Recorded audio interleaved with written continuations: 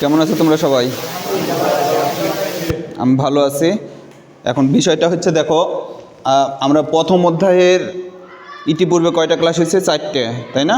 আমরা পঞ্চম ক্লাসে যোগ করো বিয়োগ করো মানে যোগ বিয়োগ শিখবো। তো এই যোগ সাধারণ যোগ আর এই যোগ কিন্তু এক না, এটা পৌনঃপুনিকের যোগ, একটু ব্যতিক্রম আছে। তো প্রথমে আমরা কি কাজ করব, একটা যদি যোগের অঙ্ক পারি তাহলে আমরা হাজার হাজার কিন্তু যোগের অঙ্ক করতে পারবো। একটা যদি বিয়োগের অঙ্ক পারি তাহলে এই জাতীয় আমরা হাজার হাজার বিয়োগের অঙ্ক করতে পারবো। তা আমরা প্রথমে একটা কাজ করব কি, দেখো এখানে দুইটা আমরা অঙ্ক, একটা যোগ করো আর একটা বিয়োগ করো। এখন আমরা 1 নম্বরটা যোগ করো যদি শিখতে চাই, প্রথমে তোমার যেটা কাজ করতে হবে সেটা হচ্ছে অনাবৃত আর আবৃত জিনিসটা জানতে হবে। অনাবৃত কি, যেটার উপরে মানে পয়েন্টের ডানে সবসময়। অনাবৃত হচ্ছে যেগুলোর উপরে পৌনঃপুনিক থাকবে না সেগুলো হচ্ছে অনাবৃত, যেগুলোর উপরে পৌনঃপুনিক থাকবে সেগুলো হচ্ছে আবৃত। আমরা এভাবে অনাবৃত আর আবৃতর লসাগু করে নেব। তো প্রথমে দেখো 1 নম্বর যদি আমরা অঙ্ক শুরু করি, এখানে দেখো 3টা অংশ আছে, 1টা 2টা 3টা। যোগের ক্ষেত্রে 3টা 4টা 5টা পর্যন্ত অংশ হতে পারে, কিন্তু বিয়োগের ক্ষেত্রে সবসময় 2টা অংশ হবে।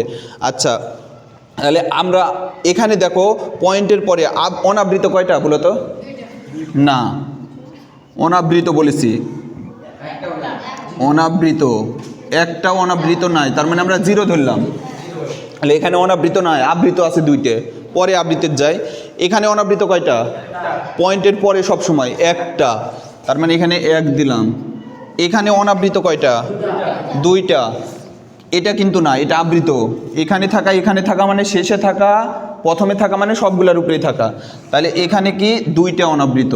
তাহলে 0, 1 আর 2 এর লসাগু কত বলো তো? 2। আচ্ছা, এবার আমরা আবৃতগুলো খুঁজে বের করব। তাহলে বলো তো এখানে আবৃত কয়টা? 2টা।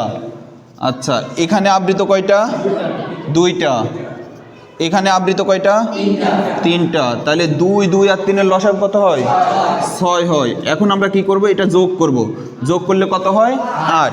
তার মানে আমার আবৃত হওয়া লাগবে 6টা, অনাবৃত হওয়া লাগবে কয়টা? 2টে।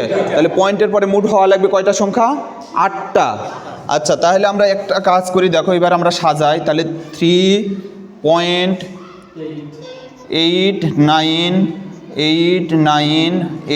9 কি করে না, 8 9 উপরে পৌনঃপুনিক আছে মানে ওই জিনিসগুলো বারবার আছে। তারপরে কি 8 9 8 9 1 1 2 3 4 5 6 7 8 9 10 মেলা হয়ে গেল। আচ্ছা, দরকার নাই। এখন আমরা কি কাজ করব, পরেরটা আবার।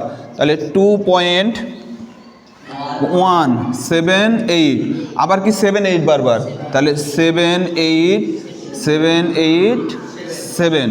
আচ্ছা, তারপরে আমরা পরেরটা চলে যাব। তাহলে 5.89798 আবার কত? 798। আচ্ছা, এবার আমরা কি করব, এভাবে দাগ দিব। দেওয়ার পরে খেয়াল করো, এখানে সব সময় আমরা এই যে 8টা লেখা লাগলো, 6টা কি হওয়া লাগবে? আবৃত। তাহলে এখানে 1টা 2টা 3টা 4টা 5টা 6টা, আর 2টা অনাবৃত 2টা অনাবৃত থাকলো। এখানে পৌনঃপুনিক, আবার এখানে পৌনঃপুনিক, 6টার উপরে পৌনঃপুনিক, এখানেও পৌনঃপুনিক, এখানেও পৌনঃপুনিক। আচ্ছা, এখন আমরা এ পাশে কি লিখব? সব সময় প্রথম পৌনঃপুনিক আর তারপরেরটা, প্রথম পৌনঃপুনিক তারপরেরটা, পরেরগুলো না কিন্তু। তাহলে 8 9 8 7 7 9। আচ্ছা, এবার আমরা ঠিকঠাক ছোটোবেলাতে যেভাবে যোগ করি সেভাবে যোগ করব। এপারেরটা উত্তর হবে না, উত্তর হবে কি এপারেরটা।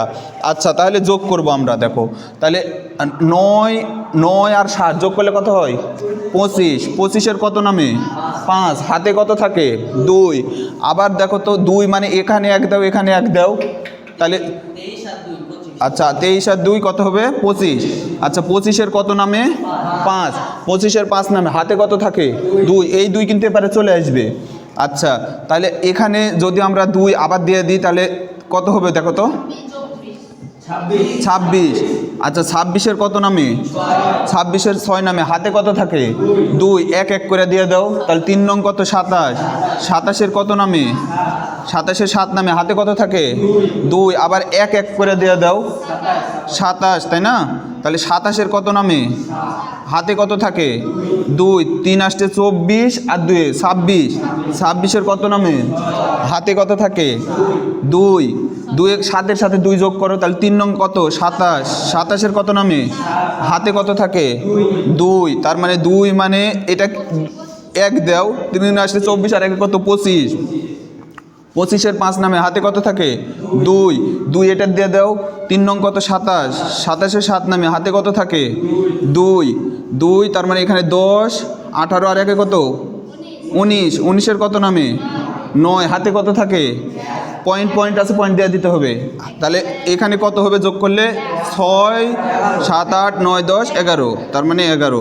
এখন আমরা কি করব, ওই যে পৌনঃপুনিক দিয়ে দেবো, কয়টার উপরে পৌনঃপুনিক থাকবে 6টার উপরে আবৃত মানে, তাহলে এখানে পৌনঃপুনিক আর 5-এর উপরে পৌনঃপুনিক এখানে আর এখানে, আর তাহলে অ্যান্সারটা কি আমাদের এটা অ্যান্সার, ঠিক আছে, কিন্তু এটা না, তাহলে এটা বাদ, আমাদের এটা অ্যান্সার। এভাবে যত পৃথিবীর যোগ আছে পৌনঃপুনিকের সব আমরা যোগ করতে পারবো, সাথে সাথে আমরা বিয়োগটাও শিখালি, একই পদ্ধতি কিন্তু বিয়োগটাও।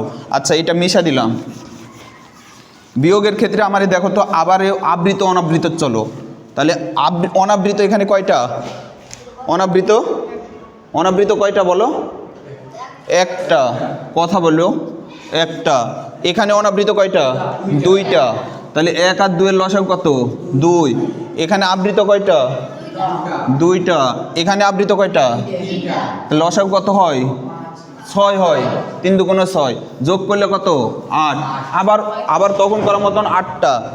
আচ্ছা তাহলে এখানে 8.243, তারপরে কত আবার 43, আবার 43, আবার 43, তাহলে 1 2 3 4 5 6 7 8, একটা বেশি হয়েছে দরকার নাই, 3 6 7 8, আবার দেখো 5 পয়েন্ট কত 24 6 7 3 6 7 3।